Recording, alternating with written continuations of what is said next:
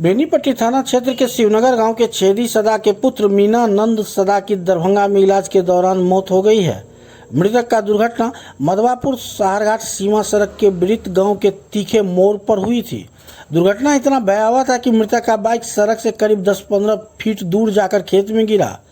दुर्घटना में युवक बुरी तरह जख्मी हो गया, जिसे स्थानीय लोगों ने साहरघाट के एक निजी हॉस्पिटल में इलाज के लिए भर्ती कराया, जहां स्थिति चिंताजनक देख डॉक्टरों ने बेहतर इलाज के लिए दरभंगा रेफर कर दिया, जहां इलाज के दौरान युवक की मौत हो गई।